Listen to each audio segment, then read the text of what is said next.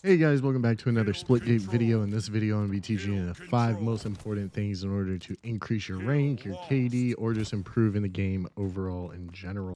So if you guys are like me and you've been playing a lot of Splitgate or you've been grinding ranked a lot, be sure to subscribe to the channel because we're having a ton of content come out for Splitgate. If you guys are curious about it, go check it out, download it, watch some of my videos. It'll definitely help you get oriented off the start. One of the first tips I have for you guys is understand your controls. I know I made a video on this. The reason is pretty much the first video I made is because it is super important. If you don't have your controls fully under control, then you're going to be at a deficit because aiming is extremely important in this game. You see these big portal walls when you first start playing, and you don't really notice it until you get up in the ranks. But on these portal walls, it seems like, oh, placing a portal is super easy. But once you start to learn rollouts out of spawn, you're dealing with literally a pixel of that wall. So your aim really has to be dialed in. It would be about the same as basically hitting headshots. So both are equally important.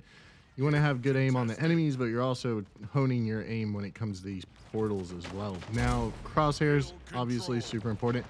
Now, the second tip I got for you guys, I want to get more into like a gameplay thing. Please understand your role that you are going to play for your team. In this current gameplay, I play a couple different roles for a team. But in this current gameplay, I'm literally just hanging back and basically being DPS. So if I am not doing that role or I'm not putting out DPS, it's going to be infinitely harder for us to win the game. Everyone should have a role on the team. My squad, we usually like to have one DPS guy. Only job is to run around and slay. The reason for this is because the enemies, especially in game modes like King of the Hill, they don't really notice like where anyone else could be. If you've noticed in the gameplay, no one's really been looking at me unless I shot at them or they ran into me. It's us an extreme advantage because they're so hyper focused on the hill, they're not really looking for me. And then by the time my teammates all get to the hill, everyone's pretty weak for the most part. Then you need objective players, obviously. So we typically run one OBJ and then one like basically backup OBJ because you can't just have one of them. The backup will basically patrol on site with OBJ, but he'll usually fan out a little bit further.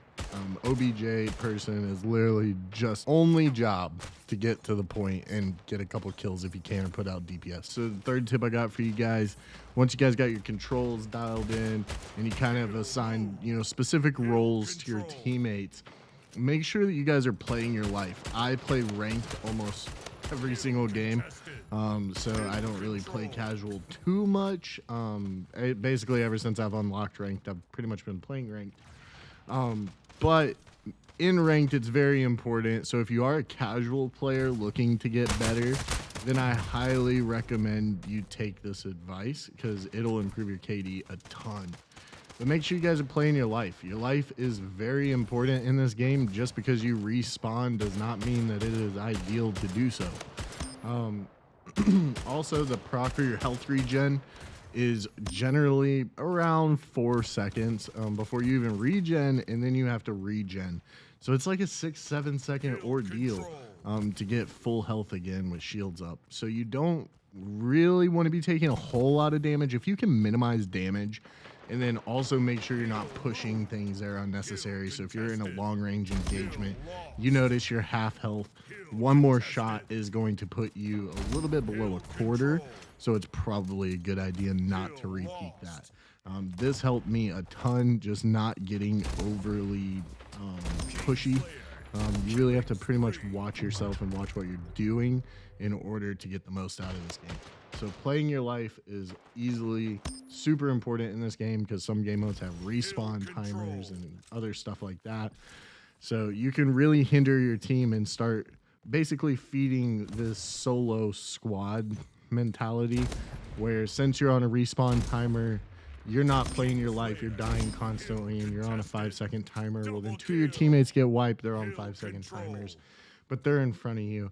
And then you have one guy going to pushing in solo, and by the time he dies, you're up, you push solo, you die. and it's basically this chain effect that is very, very big. That brings me into my next point. If you guys are in this situation where you're basically respawning one after another because you didn't play your life or something bad happened, like maybe someone got a rocket launcher on point, make sure you guys group back up as a team after that in order to push anything. Your biggest objective is to get grouped back up again. That will help you win trades, and it'll help you get people lower way easier. All right, so the next tip I got for you guys will absolutely change the entire way you play the game. It is very important to understand. A good way to do this is by playing races also. But understanding where the portals are going, understanding triple portaling and how that whole situation works. If you guys don't know how to triple portal yet, let me know down in the comment section below. And if I get enough of you guys that don't know yet, then I'll make a video on it. It's pretty simple. Doing like quads or 5-stack portals are pretty difficult, but just a simple triple portal is pretty basic. But understanding where those portals go is probably more important than the fact of triple portaling. I see a lot of people get this game, and the portal mechanic is very, very important, and it's very useful strategically. However, they get this portal mechanic and kind of over abuse it when it's not necessary to be over abused. That's when things actually get bad, because you're not thinking about why you're doing something, and it's very easy to get killed. Also, understanding why you're doing something puts you about 2 steps ahead of your enemy. So you understand, okay, they're here, I'm portaling to here, to be behind them. So as you're going through that portal, you can start to predict like what they're going to do next. You're already ahead of the game. And so I went into custom matches and ran around a whole lot. Like I would just set the time limit up. And just basically run around, look for spots, look for portals, just kind of get familiar with the map. A good way of doing that is just putting on some Spotify and just going and hanging out and running around. Also, a good thing to do is run races. Look up Toby. I will leave his channel down in the description below. He is a god tier race player. He's #1 on the leaderboards.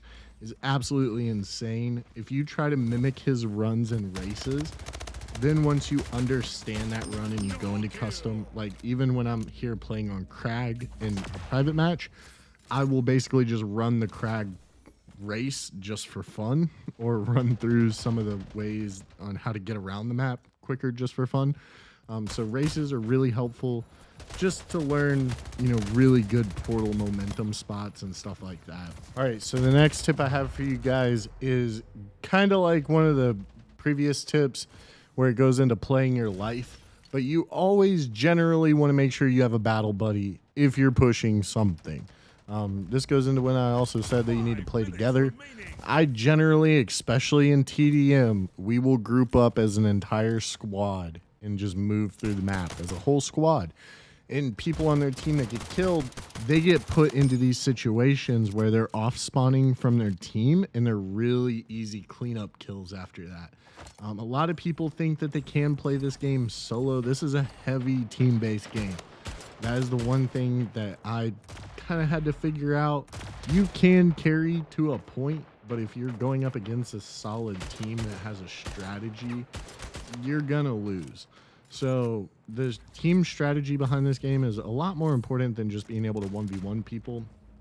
For instance, if you have a battle buddy and you go to push a hill, if you tag 2 of them for maybe 60 with the carbines, you're putting 2 shots center mass into 2 different people.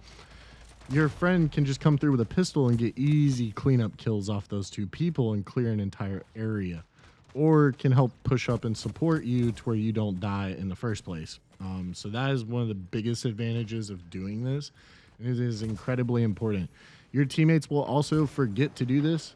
You will end up in a state where you are just so focused on objectives. It's a good thing to remind your team, hey, we need to stick together. You know, if you're playing good and the game's going really easy, then by all means frag out, go crazy. There's no reason to like super sweat on them if it's already a simple, easy game.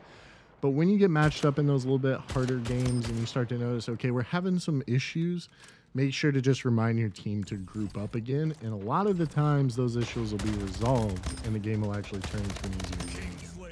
So don't autopilot, and definitely play with your teammates or off of your teammates is very important.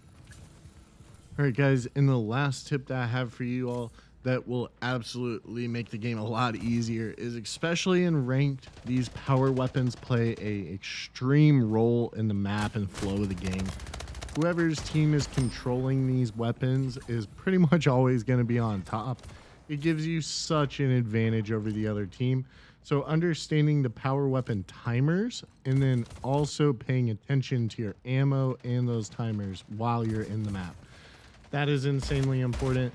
I can't tell you how many times I've pushed someone with a plasma or an SMG, and I'm just in the heat of the moment, and I've already fragged out and got like 3 people, and maybe I picked it up off the ground, and then all of a sudden, click, and there's no ammo in it. Paying attention to your ammo is incredibly important, especially when it comes to special weapons. Normal weapons, it's usually pretty hard to run out of ammo because you have the AR and the carbine, and they're just stacked with ammo. So realistically, you should always be able to pretty much get back to an AR spawn or pick up someone else's gun off the ground. So that's not really too much of a problem. But when it comes to like plasmas or rail guns, snipers, stuff like that, definitely be mindful of where those weapons spawn, at what times they spawn, and then also pay attention to your own personal ammo before pushing a point with that weapon. If you guys enjoyed this video, please be sure to give it a thumbs up. It really helps the video do wonders in the algorithm. If you have a friend that's a little bit of a bot, be sure to send this to them. It'll definitely help them improve. And just be conscious, don't autopilot. That's one of the worst things you can do in gaming. And just make sure you have these tips in the back of your head. If you guys enjoy Splitgate content and want to see a bunch of it in the future, make sure to sub, and I will see you guys in the next one.